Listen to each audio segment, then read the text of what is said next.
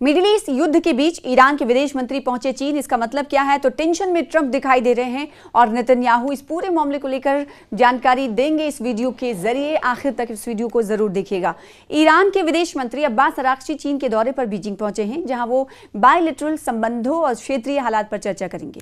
ये दौरा America Iran तनाव और ट्रंप शी जिनपिंग बैठक से पहले अहम माना जा रहा है। मिडिल ईस्ट में बढ़ते तनाव के बीच ईरान के विदेश मंत्री अब्बास अराक्ची बुधवार सुबह एक उच्च स्तरीय प्रतिनिधिमंडल के साथ चीन की राजधानी बीजिंग पहुंचे हैं। यह यात्रा ऐसे समय में हो रही है जब इस क्षेत्र में अमेरिका और इजराइल के साथ तनाव अपने चरम पर है। बीजिंग पहुंचने के बाद अराक्ची चीन के विदेश मंत्री से मुलाकात करने वाले हैं। इस मुलाकात के दौरान दोनों देशों के बीच बायलैटरल रिश्तों को और मजबूत करने के साथ साथ इलाकाई और वैश्विक घटनाक्रम पर भी चर्चा होगी। ईरानी मीडिया के अनुसार इस यात्रा को रणनीतिक रूप से महत्वपूर्ण माना जा रहा है, क्योंकि ईरान मौजूदा भू राजनीतिक माहौल के बीच अपने प्रमुख सहयोगियों के साथ समन्वय बढ़ाना चाहता है।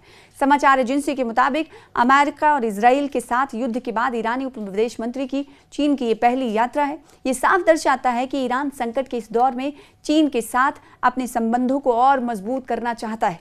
चीन पहले से ही ईरान का सबसे बड़ा व्यापारिक साझेदार है और अमेरिका की जानिब से प्रतिबंधों के बावजूद ईरानी तेल खरीदना जारी रखे हुए है। इस बीच अमेरिकी राष्ट्रपति डोनाल्ड ट्रंप भी 14 और 15 मई को चीन की यात्रा पर जाने वाले हैं, जहां वो चीनी राष्ट्रपति शी जिनपिंग से मुलाकात करेंगे। इस कड़ी में अरागची की यात्रा और भी अधिक महत्वपूर्ण हो जाती है, क्योंकि ये अमेरिका, चीन और ईरान से जुड़े नए भू राजनीतिक समीकरणों के उभरने का संकेत हो सकती है।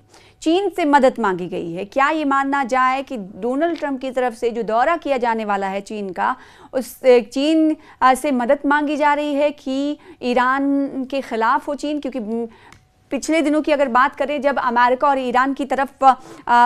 और ईरान के दरमियान हमला जारी था, दोनों तरफ से मिसाइल अटैक्स हो रहे थे और ड्रोन अटैक्स हो रहे थे, और हमने देखा था कि बहुत तरीके से हर अलग अलग नए हथियारों के साथ हमला हो रहा था। उस वक्त हमने देखा था कि बहरीन की तरफ से यूएन में एक प्रपोजल रखा गया था, एक अपील मानी जा सकती रखी गई थी, जिसे वीटो कर दिया गया था। और वो अपील इस को लेकर थी कि हॉर्मुज पर जो ईरान ने इस वक्त रोक लगा रखी है उसे खुलवाया जाए, यानी हॉर्मुज को खुलवाने को लेकर ये प्रस्ताव रखा गया था यूनाइटेड नेशन में। उस वक्त इन देशों से समर्थन मांगा था बहरीन ने, क्योंकि बहरीन और आसपास के खाड़ी देशों का ये मानना है कि इससे उनका नुकसान हो रहा है। लिहाजा उन्होंने यूएन का दरवाज़ा खटखटाया, और जब यूएन का दरवाज़ा खटखटाया तो उस वक्त हमने देखा था कि चीन ने इस प्रपोजल के हवाले से वीटो कर दिया था।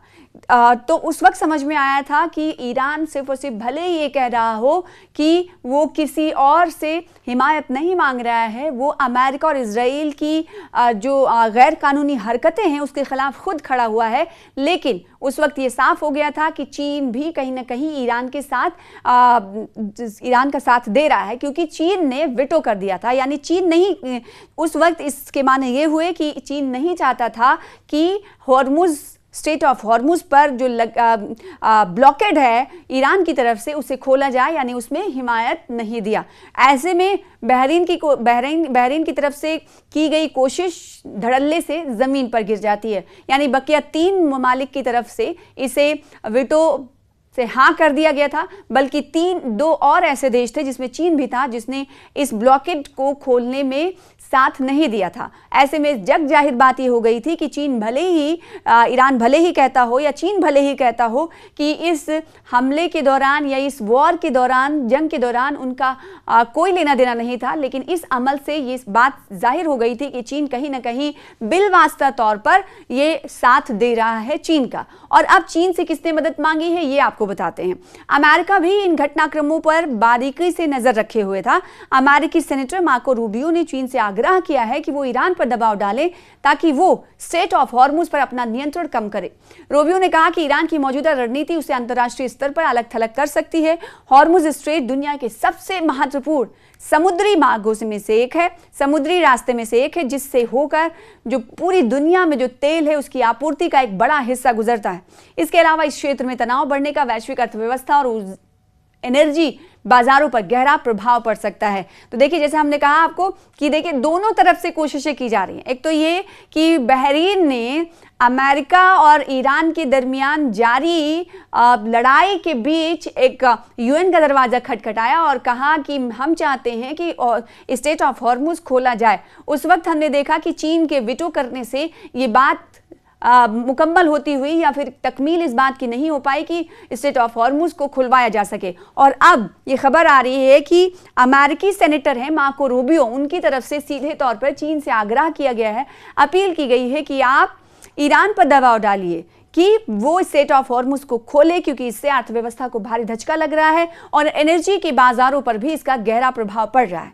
मिडिल ईस्ट युद्ध के बीच ईरान के विदेश मंत्री पहुंचे चीन। टेंशन में ट्रंप दिखाई दे रहे हैं, जैसा कि हमने अब से कुछ देर पहले आपको बताया। मिडिल ईस्ट में बढ़ते तनाव के बीच ईरान के विदेश मंत्री अब्बास अरागची पहुंचे हैं और आपको बताएं कि इसी हवाले से इसको लेकर हमने देखा है कि अलग अलग जगह पर इस खबर पर और इस पेशरफ्त पर नज़र रखी जा रही है और ये कहा जा रहा है कि ईरान पर कहीं ना कहीं दबाव बनाए चीन, और दबाव ना सिर्फ बनाए बल्कि उसे राजी कर ले कि चीन स्ट्रेट ऑफ हॉर्मुज से जो नियंत्रण रख रखा है उसे खोला जाए। और दूसरी तरफ इस वक्त आपके जहन में सवाल उठ रहा होगा कि आखिर स्ट्रेट ऑफ हॉर्मुज में इस वक्त कैसे हालात बने हुए हैं। इस पर नजर डालें तो स्ट्रेट ऑफ हॉर्मुज पर अभी भी टकराव की स्थिति है और तनाव मजीद कशीदा होते हुए जा रहे हैं, क्योंकि जहां एक तरफ ईरान की तरफ से स्ट्रेट ऑफ हॉर्मुज पर नाकाबंदी की गई है, तो दूसरी तरफ आपको बताएं कि इस वक्त यूएस ने अपने नेवी का ब्लॉकेट भी जारी रखा है। तो भले ही स्ट्रेट ऑफ हॉर्मुज से जो जहाज हैं इक्का दुक्का, यहाँ पर यह भी जिक्र करना जरूरी है कि तमाम जहाज नहीं, क्योंकि उन्हें डर है कि कहीं उनके जहाज को निशाना ना बनाया जाए, इसलिए इक्का दुक्का जहाज ही गुजरते हैं जो कि टोल देकर गुजरते हैं। उन्हें यूएस नेवी आगे ब्लॉकेट जिनका जारी है वो रोक लेती है, फायरिंग के बाद उस जहाज को वापस लौटना पड़ता है। तो स्ट्रेट ऑफ हॉर्मुज पर इस वक्त के हालात के हवाले से हमने आपको जानकारी दी। और दूसरी तरफ अंतर्राष्ट्रीय स्तर पर अलग थलग कहीं ना कहीं अब ये सवाल उठ रहा है कि कहीं ईरान की तरफ से जो रद्द-ए-अमल का इजहार किया जा रहा है हॉर्मुज जलडमरू को लेकर, उससे क्या ईरान कहीं अलग थलग ना हो जाए, ये भी सवाल खड़ा हो रहा है। तो इस पर जानकारी मानते हैं